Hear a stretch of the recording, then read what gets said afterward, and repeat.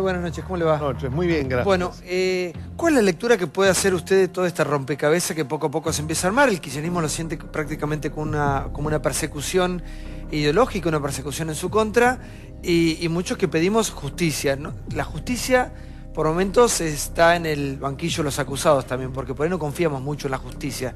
Entonces uno se pregunta en qué confiar en este momento con una causa tan delicada, una y varias, ¿no? Yo creo que hay que confiar fundamentalmente en la fuerza de la sociedad de querer sacarse de encima una corrupción que es endémica y que atraviesa prácticamente toda nuestra historia y que ha sido consentida por gran parte de la sociedad. Ninguno de estos políticos, de estos policías, de estos empresarios, de estos sindicalistas, y podríamos seguir, han salido de un hongo ni vinieron en un ovni. Somos nosotros los que los investimos para que estén en los lugares de dirigencia donde están. Y si nosotros no nos miramos y no cambiamos, va a seguir todo igual. Permanentemente tenemos una mirada de aceptación y de tolerancia con todo este tipo de cosas. A mí me pasó concretamente durante 12 años y medio, era criticado por muchísima gente como que era excesivamente exigente, como que lo que yo quería que pasara en la Argentina era para Suiza o Francia, pero no para la Argentina, y que era un gobierno revolucionario y lo que importaba era que hiciera, porque corruptos son todos. Bueno, ese tipo de discurso es el discurso que permite lo que nos pasa hoy. Un país destruido, fragmentado, sin instituciones. Porque todo lo que se habló en el bloque anterior habla de la falta de instituciones, de un país al margen de la ley, como decía Carlos Santiago Nino, de una manera absolutamente obscena. Desgraciadamente eso es lo que pasa y eso repercute también en los hogares. Los hijos que ven que sus padres dicen algo pero hacen lo contrario, porque son corruptos. Eso destruye a las personas. Porque realmente es lo más doloroso que le puede pasar a un hijo. ¿Y qué le ha pasado a la justicia? Porque en causas que no habían accionado, ahora parece ser que un día para otro se pusieron a trabajar en algunas cuestiones que estaban prácticamente dormidas. ¿Por qué? La justicia no toda, pero la justicia que tiene que ver con la corrupción. Y en particular los 12 jueces de Comodoro Pi. Por lo menos 8 de ellos son tan corruptos como los corruptos que tienen que controlar. ¿Podría dar nombres? Así que ¿cómo podemos? Y empezando por los Yarvides, siguiendo por Rafecas, siguiendo por Canicova Corral, siguiendo por el caso de Martínez de Giorgi. El caso de Martínez de Giorgi fue producto de un editorial de La Nación. A Martínez de Giorgi le cae una denuncia por enriquecimiento ilícito de Freiler. Se tendría que haber excusado porque la secretaria de Freiler es la esposa de Martínez de Giorgi. No lo hizo, pero además hizo la clara tipo de juicio que lo vimos desde el sobreseimiento del enriquecimiento ilícito de los Kirchner, que inauguró ese procedimiento Ollarvide. Es decir, no tuvo en cuenta prueba crucial, la importante, y de una manera express, ahí son veloces, lo sobreselló a Freiler. Y el fiscal, que estaba obligado por ley, porque lo que estaba en juego es el patrimonio del Estado, no apeló. Para mí es una sentencia fraudulenta, irrita. Todas esas, que son muchas, hay que anularlas y hay que echar a los jueces y a los fiscales que estuvieron como cómplices de los ladrones en ese tipo. Lo digo así directamente. ¿Cómplices? Claro que son cómplices, no solo cómplices. Les pagamos para que precisamente sobresean a los ladrones. Eso no es complicidad, sí, más que complicidad. Sí. Son parte directamente del delito. Ahora, prevaricadores. Pienso en la gente que está del otro lado, en laburante, en la gente de todos los días, como todos nosotros, que dice uno, ¿quién me cuida? Si la justicia es tan endeble, si la justicia es tan corrupta, en su mayoría, no todos, obviamente. No ¿Sabe lo que me parece que pasa, Santiago? Que la gente joven que ve eso dice, hay que robar porque te va bien. Porque el problema de impunidad no es la corrupción. El problema es corrupción más impunidad. Ese es el cóctel letal. Hace que ¿quién es premiado? El ladrón, el corrupto. Entonces, para el joven que ve eso, ¿cómo lo lee? Hay que ser corrupto. Porque además uno los ve en las fiestas, en las celebraciones, en todos lados, estos corruptos, que todos sabemos que son corruptos, los reciben como reyes, porque son exitosos. Esta es la tragedia, esa es la valoración de la sociedad. Báez, hasta hace poco, debía estar seguramente en un country, donde todos lo invitaban a comer y lo veían como un gran magnate. Y hay muchos otros igual, todos los que hemos estado alguna vez en un country hemos visto corruptos, que tenían el mejor auto, que tenían una mujer que seguramente no era la primer mujer, sino otra, que es una prostituta generalmente, un gato, como se dice, y eso es celebrado por la sociedad como algo exitoso. No es la vida privada, porque la estética tiene mucho que ver con la ética. A ver, ¿cómo es eso? Para mí está absolutamente ligado. Es Oscar Wilde, el retrato de Dorian Gray. Lo que uno expresa en la cara Y lo que uno hace en la vida tiene que ver con lo que es adentro uno. Entonces, cuando una persona, por ejemplo, abandona a su familia porque se va con una prostituta joven a demostrar que es una gran señora y a gastar toda la plata, no es vida privada, porque más son personas públicas. Es la demostración, ¿no? Es la demostración que uno es un personaje canallesco y patético en el fondo. Porque si necesita eso a cierta edad para sentirse importante, pobre tipo. Pero hace un grave daño a la sociedad. Usted sabe, Daniel, que a mí me cuesta mucho hacer este programa porque yo intento ser la persona más honesta dentro de lo posible, ¿no? Sin caer en ningún tipo de tentaciones, respetando a todos los invitados, tratando de respetar a todas las figuras que vienen acá. Hay cosas con las que me cuesta transar, que de hecho no he transado y he tenido un costo, que es el tema de la corrupción. Cuando se roba plata del Estado, plata de todos, es plata que no va a la gente que más lo necesita. A no todos parece importarle tanto porque hay gente que termina como justificando algunos actos de corrupción. La pregunta es la siguiente: Lázaro Báez, cuando se discute tanto, porque muchos lo ven a Lázaro Báez como un chivo expiatorio para pegarle a Cristina Fernández de Kirchner, ¿Lázaro Báez podría haber existido sin los Kirchner? Imposible, imposible. Hizo lo que quiso. Tuvo cerca del 90% de la obra pública de la Patagonia hecha a través de una competencia que está demostrado que muchas veces era otra empresa que también era de él. ¿Cómo va a ser posible sin la complicidad de la autoridad? Hay que ser realmente un niño absurdo o encubridor para sostener semejante cosa. No hay duda, eso es una banda. Habría sido una banda, lo digo simplemente en condicional para que después no me persiguen. Habría sido una banda de cleptómanos compulsivos furiosos, porque solamente gente muy enferma puede robar de esa manera, para enterrar en pozos. Hay historias de que hay plata que se pudrió, porque había humedad. O sea, es enfermizo. El avaro de Molière ha quedado hecho un poroto. La gran literatura, yo ya hablé de Oscar Wilde, lo dice todo. Si se enseñara más literatura, seguramente ese sería el gran ejemplo moral. Cuando uno ve a Monsieur Patelin de Molière, y que es el tipo que acariciaba las monedas de oro, y después las guardaba, y no quería que nadie las viera, es igual que cuando lo vimos al expresidente Kirchner abrazando la caja de seguridad. ¿Cuál es la diferencia? Lo que pasa es que creo que Molière jamás imaginó que iba a darse en la realidad un personaje paradigmático que él lo creó simplemente como una suerte de ejemplo moral, pero que creo que no habría pensado jamás que algo que estaba ridiculizado a propósito podía darse en la realidad. Porque una escena de la ficción, la obra de Molière, como la historia de Kirchner, la diferencia es que uno es una ficción y la otra es la realidad. ¿Y qué cosas hicieron bien los Kirchner que tienen su gente, su militancia? Perdón, no entendí. ¿Qué hicieron bien para tener su militancia? Que de hecho la demostraron el otro día en Bueno, eso habría que preguntarle a la militancia. Pero ¿cuál es la lectura que hace el análisis? Yo creo que hay una combinación de gente que ha sido pagada con otra gente que tiene un grado importante de resentimiento, porque la gran desgracia además es la fractura de la sociedad. Es decir, ellos han apelado a los sentimientos más bajos que todos tenemos: la envidia, el rencor, el odio, la persecución. Y mucha gente se prende. Hitler fue así, Stalin fue así. ¿Pero hace una comparación? Es humanidad. No. Sí, absolutamente. Fue el huevo de la serpiente. Mire, cuando yo vi, primero que yo fui perseguido, y usted lo debe saber porque yo lo dije a la prensa, fui perseguido a través de mis nietos, que eran espiados, y se me llamaba por teléfono diciendo dónde estaban, chicos chiquitos. Si estaba en la pileta, que lo iban a ahogar. Y me volvieron loco. La verdad que me volvieron loco. ¿Por hablar? Por hablar, para que no hablase. Fundamentalmente cuando yo hablé, después de lo de Nisman, a un corresponsal del Wall Street Journal, Taos Turner, que después me llamó y me dijo: va a salir en la primera página, ¿usted está de acuerdo, doctor? Y empezaba en la primera página la entrevista, porque contaba todo lo que ahora se demostró, que era zona liberada, que Bernie qué corno tenía que hacer allí, que la fiscal Feiner era una papa frita, una pobre mujer, que cuando llegó ya estaba destruida toda la prueba, que había cantidad de gente. Todo eso lo dije, y me empezaron a llamar. Gorila inmundo, son traidor a la patria. Después me hicieron un juicio por traición a la patria. ¿Ustedes se acordarán? Por un nazi como Lavaqué y por un judío renegado como Seilbaum, que escribió en página 12, que yo, por ejemplo, era el abogado de Singer. Y después esa tipa que está ahí, la expresidenta aquí, esa tipa, fue la que sacó twitters diciendo que efectivamente todo tiene que ver con todo, que yo estaba metido en eso. Por eso me imagino que los llamados y las amenazas a mis nietos fue esta mujer la que las hizo. Porque está todo en una línea exactamente que cierra el círculo perfectamente. Y yo estuve a punto de matarme. para salvar a mis hijos, a mis nietos. Me sentía culpable. Porque hay que ver cuando uno lo llaman todo el día. El último llamado fue. ¿Sabe lo que se hace con una nieta tan divina como usted tiene? La verdad que es divina. Se le corta los dedos con una sierra y yo escuchaba a una chica llorando y una sierra cortando los dedos.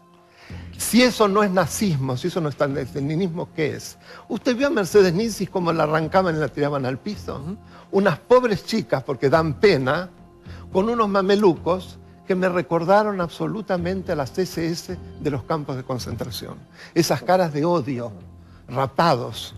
Eso se genera. Usted leyó el lector de Schlink, que es una maravilla. Se genera con gente absolutamente llena de odio, relegada de la sociedad, y que de esa manera se siente como transfigurada y que se la reconoce por el odio. Es lo peor que se puede hacer con alguien. Seguramente esta mujer debe haber sufrido mucho, porque si no, no se puede ser tan malo. Seguramente debe haber sufrido muchísimo. Se cuentan muchas historias, no me importa recordar. ¿Cómo volvemos los argentinos? ¿Qué hacemos nosotros para identificarnos con personajes como esta especie de bruja? ¿Por qué nos identificamos y defendemos a un ser tan absolutamente perverso? Y yo creo que enfermo, porque en pocas etapas de la historia de la humanidad y de la moderna, vimos bailando el hula hula, no sé qué, era una cosa de un grotesco que ni el ex de la iglesia podría haber hecho, o Almodóvar, algo así, porque parecería demasiado. Y la gente aplaudiendo. Es lamentable. Me da pena como argentino. Usted sabe, Francisco, Santiago, discúlpeme. Yo tengo una hermana que vive en Francia. ¿Se acuerda cuando apareció esta mujer con un perro? Sí. Entre todas las cosas que hizo. La vecina... ¿Regalo de Chávez? Sí, el perro que se llama Chávez. La vecina creía que era una imitadora, no le podía creer, tuvo que llevarle prueba, porque esta francesa, la presidenta de la nación, c'est imposible. Perdón, lo voy a decir en castellano. ¿Cómo la presidenta de una nación? No puede ser. Con esas estupideces que hacía con un perro, ja, ja, ja, ja. Por eso la llamaban Madame Botox allá. ¿Cómo volvemos los argentinos? Nos han ridiculizado, nos han transformado en el elemento de mofa. A los congresos de derecho, que he ido a Italia, Alemania, Francia, me preguntaban si era cierto el acuerdo con Irán, porque no podían creer, porque un bofe así no ha pasado nunca.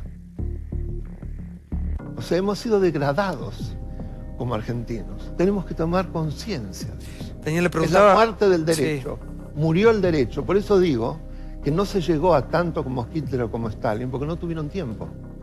Pero si hubieran podido, lo hacían.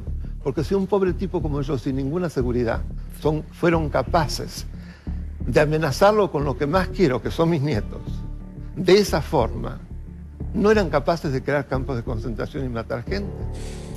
Daniel, déjeme preguntarle cómo volvemos los argentinos a abrazarnos, volver a mire, yo le voy a decir una cosa. Unirnos. Es un país hermoso, con gente maravillosa. ¿Sabe con cómo volvemos? Qué vine? A ver. De abrazarlo a Francatelli. ¿Nos podemos abrazar? No sé si quiere. Porque seguro la verdad que, mire, si conversamos no nos vamos a entender. Yo no quiero conversar. Yo lo respeto. Solamente lo quiero abrazar. ¿Puede ser? Sí, a mí me gustaría, igual antes de abrazarlo, yo le doy un abrazo, a mí también me gustaría abrazarlo, pero para que también deje un poco de odio al lado, porque en sus palabras ha lastimado a muchas personas y en una de ellas yo me identifico, porque dice que solamente los que creen en un proyecto político son resentidos, pagos, envidiosos, rencorosos, que idolatran a una bruja. Me parece que usted también le está faltando el respeto y está alimentando ese odio y esa grieta. Me parece a mí que si nosotros queremos cambiar el destino del país, queremos un país donde se termine la grieta, este odio que usted manifieste, lamento muchísimo lo de los llamados, porque nadie quiere que eso le suceda a nadie. Usted tampoco puede a todos los que creen en un modelo de país inclusivo, donde la gente pueda tener su laburo, donde pueda progresar, tal vez con errores, tal vez con muchas cosas que se hicieron mal, pero con un sentido y una necesidad de incluir a todos a través de una sensibilidad social. Si usted a todos, me incluyó a mí, porque dijo que todos somos nazis, que parecemos la SS, yo no tengo odio, yo tengo amor solamente. Y lo único que quiero es que al país le vaya bien, y me encantaría que con este presidente nos vaya bien.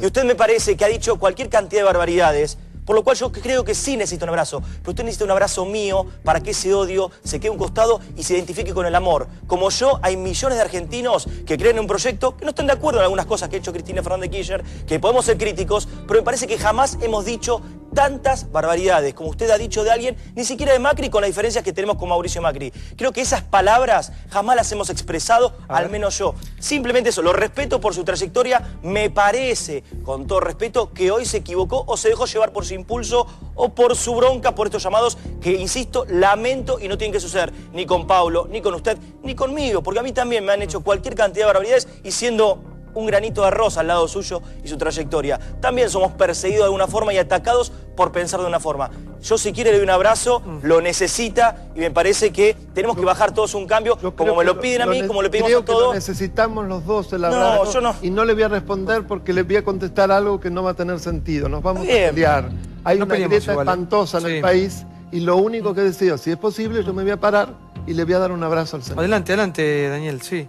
Creo que amor necesitamos los dos. A ver, Brancatelli, yo creo que usted necesita un abrazo. Y se lo voy a dar, por supuesto. Cuando uno no se puede entender con la palabra, a lo mejor con un contacto físico puede llegar a entenderse. Yo sé que le cuesta mucho. Lo necesita. Para mí es muy emocionante. Usted, lo necesita, usted ¿verdad? también. En serio. Lo necesitamos amor, los dos. amor, amor, sí, basta de odio. Para usted también, amor. Bueno, amor. Gracias, gracias, que lo invada el amor. Un aplauso, chicos. Esta es la... Está bien, las dos Argentinas, en realidad somos una, ¿no? Que sirva para que la Argentina se reencuentre y no nos pase nunca más todo esto. Porque somos argentinos, somos hermanos, aunque pensemos distintos. No nos odiemos. Pero respete al otro, Sauzay, también. Yo le voy a contar algo que no lo iba a contar públicamente, pero el otro día me pasó... Yo la verdad que siempre he tenido muy buena...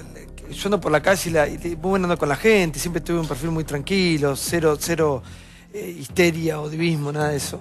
Y el otro día me pasó por primera vez que cuando estaba entrando a la radio un taxista me dijo las barbaridades más grandes del mundo. Me dijo, hijo de puta, por culpa tuya no le puedo dar de comer a mis hijos. Y yo digo, ¿quién fue el que metió esta ficha de odio? ¿En qué momento alguien me puede agredir a mí cuando soy una persona que nunca ha recibido... Y está mal que lo diga, pero lo quiero decir porque no todos somos así. Porque es cierto que hay muchos periodistas que le ponen sobres y uno se da cuenta escuchándolos hablar nada más. A mí nunca nadie me pagó por decir tal o cual cosa. Nunca recibí un peso que fuera para hacer una plaza, un hospital, una ruta. Nunca tuve pauta. Siempre vine a laburar acá al canal o el programa de radio que hago. Prácticamente no me he tomado ni vacaciones. Es decir, que lo poco o mucho que tengo me lo he ganado laburando. ¿En qué momento una persona pasa y me puede decir esas tremenda cantidad de cosas? Y también me pasó algo el otro día, que lo voy a decir ahora públicamente. El otro día, este es uno de los pocos programas que trae a los vecinos de la Villa 31. También traemos a Félix, el líder QOM. Un extraordinario personaje. Y tratamos de abrir las puertas a todo el mundo, de escuchar todas las voces. El otro día descontextualizan una frase mía cuando yo le pregunto a una mujer si... ¿De dónde era? Ella me dije que era salteño y yo le dije que pensé que era otro país porque viene gente de todas partes, gente de todas partes recibimos, digamos. Que no es ni malo ni bueno ser de una provincia o ser de otro país. Y pusieron en mí también cosas muy feas y también fui parte de una campaña vil. Y dije, ¿en qué momento la gente de bien, la gente honesta, la gente que no le choreamos la guita a nadie, que no le metemos la mano en el bolsillo a nadie, pasamos a ser los enemigos públicos? ¿Por qué? Si yo no me robé un mango, yo lo único que hago es trabajar, yo trato de escucharlos a todos con el mismo respeto. Yo, así como le abrimos las puertas a usted, me encantaría algún día que venga el que sea. Quiero decir una cosa. Pero ¿en qué momento llegamos a esto? Me siento sumamente respetado, porque usted sabe bien que hace mucho que me invitan. Sinceramente no quería venir a su programa, porque no me gusta el estilo y sobre todo los ruidos que ponen para mí, porque no estoy preparado para eso. No me he preparado, no soy ni periodista, ni político, y ustedes la respetaron. Y que pudiera hablar solo. Correcto. Realmente la palabra a Brancatelli se la di yo finalmente, pero se la di porque quería dar ese abrazo que la verdad que me ha hecho un bien. ¿Pero en qué momento llegamos a esto? ¿Por qué? Yo creo que hay algo en la cultura argentina de la antinomia y hay el ser humano tiene envidia y tiene rencor, pero los argentinos somos particularmente envidiosos. Y a todo el que le va bien hay como una sospecha de que algo malo habrá hecho. Por eso el empresario está visto como que en realidad es un avaro y así podríamos seguir. Bueno, a mí me pasó lo mismo que le ha pasado a usted. Yo tuve que cambiar de auto, porque me lo destrozaron y me salvé la vida, porque me dijeron que me lo había regalado el dueño de Clarín, Mañeto.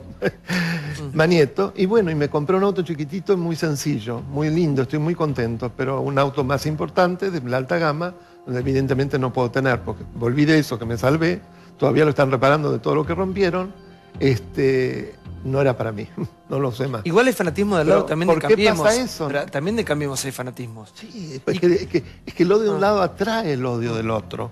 ¿En qué momento unitarios y federales? ¿Por qué? ¿En qué momento si pensamos en la primera junta? Saavedristas y morenistas. Moreno que finalmente se sabe que fue envenenado, probablemente por Saavedra. Cuando uno lee la carta de la viuda de Moreno, un hombre de 32 años brillante, podría haber sido escrita por Sandra Arroyo Salgado. Entre otras cosas ella dice, mi pobre niño de 5 años no lo puedo mandar al colegio porque con las campañas que han hecho de denigración de la memoria de su padre, los compañeros se le ríen. Más o menos en ese lenguaje, un lenguaje mucho más antiguo. Pero sí, esto podría decirlo Sandra Arroyo Salgado, porque con las campañas que hicieron contra Nisman, esas pobres chicas. Ahora fíjense, en el medio pasó 2 siglos y volvimos al punto de partida.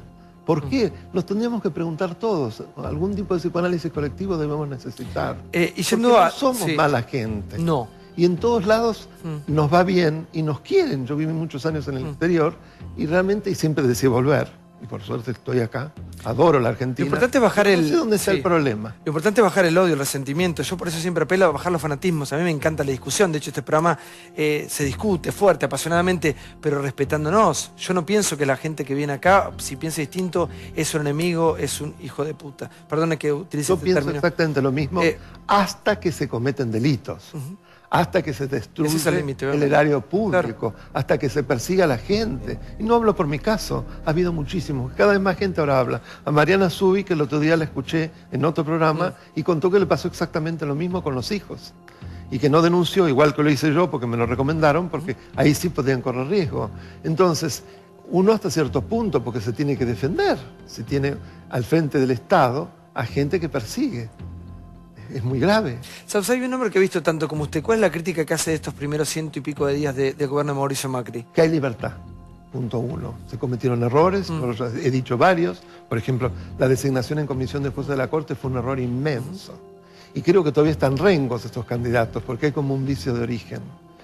Se exageró con los decretos de necesidad de urgencia, pero el discurso, los 2 discursos en el Congreso de Macri me parecen admirables. Porque respiran el compromiso con oír al otro, con la concordia, con la búsqueda de consensos, con el no perseguir, que realmente se siente en todos lados. Empieza a haber una reconstitución institucional. Hay un gabinete, no había gabinete. No se le prohíbe a ningún ministro o secretario de Estado que tiene que tener un determinado discurso. Hasta algunos se quejan porque sería un poco anárquico. Viva la anarquía en ese sentido. Creo que la actitud que se tuvo durante esa especie de acto increíble en Comodoro Pi, cuando en realidad se festejó que la jefa era indagada, es una cosa única en el mundo, creo que fue muy inteligente no haber intervenido, porque si no se hubiese dicho que se estaba coartando o si a alguien se da un golpe fuerte, que era el gorila de Macri, que era la dictadura. Así que creo que fueron muy inteligentes de haber actuado así. Lo que me parece mentira es que no se investigue a aquellos que prohijaron que se insultara al juez Bonadío, que se insultara al Poder Judicial en su conjunto, porque aparentemente en ese momento varios de sus colegas que me llamaban me dijeron que quien organizó todo fue Alejandro Slokar, el presidente de la Cámara de Casación Penal. Es decir, impidió que la Policía Federal, es el perímetro de él, impidió que la Policía Federal actuara y le dio toda la seguridad y el orden del acto a la Cámpora. Si esto es cierto, hay que investigarlo, sería una suerte de jefe de la sedición. ¿Qué es la sedición? No es más que el artículo 22. Cuando determinadas personas que no han sido electas se arrogan el poder del pueblo para actuar en su consecuencia. Quienes naturalmente debían asegurarnos el orden en ese lugar es la Policía Federal. Si alguien que está investido para impartir justicia y para asegurar el orden se lo da en cambio a una facción que está apaleando a los periodistas, está agitando, está envolviendo, está empujando hacia la sedición. Es gravísimo, porque es la principal figura del principal tribunal penal del país, Alejandro Slokar. ¿Qué está esperando el Consejo de la Magistratura? Que a propósito daría para otro programa, y que en este momento había una declaración del Colegio de Abogados de la Ciudad de Buenos Aires pidiendo al Consejo de la Magistratura que audite a la justicia federal. Que es lo que debería haber hecho hace tiempo y que lo puede hacer como un poder implícito, porque el artículo 114 de la Constitución, que se ocupa del Consejo de la Magistratura, dice que es el responsable de asegurar el buen servicio de la justicia. ¿De qué buen servicio estamos hablando? Y le digo algo más, porque lo tengo atravesado. Precisamente el camarista federal de Bahía Blanca, que doy el nombre, Néstor Montesanti, que se le había animado a la relación entre Suris y Báez, fue, durante la última etapa del gobierno pasado, suspendido y fue juzgado con el Consejo de la Magistratura actual y tuvo que renunciar porque es un hombre que no tiene medios, porque si no lo echaban. Todo porque ventilaron algún antecedente feo de la época del proceso, que es cierto, pero que ya había sido revisado por un Senado que lo había confirmado, le había dado el acuerdo por unanimidad en el 2003. ¿Pero por qué se hizo? Se hizo simplemente porque le molestó a los chicos de la Cámpora y a Piumato, porque él era muy severo con el sindicato judicial, que es otro tema, y no sé por qué se prendieron los radicales, porque fue Piedecasas el acusador, que hizo una acusación absolutamente contraria a derecho, porque dijo que en los juicios políticos no es necesario observar las reglas del debido proceso. Un adefesio jurídico que me gustaría una vez que me explique de dónde salió. Y lo llevaron a la renuncia, tiene 72 años, es enfermo, se quedaría sin jubilación. ¿Qué va a hacer? Es decir, que lo que ha hecho hasta ahora, después del kirchnerismo, el actual Consejo de la Magistratura, es haber impedido que siga siendo juez, el juez que tuvo los atributos para, durante el kirchnerismo, demostrar la relación entre Suris y Báez. Muchas gracias, señor presidente. Gracias a usted y gracias por el respeto. Muchas gracias. Adiós. Te mando un beso grande. Bueno, intentamos escuchar a las diferentes posturas y yo pensaba...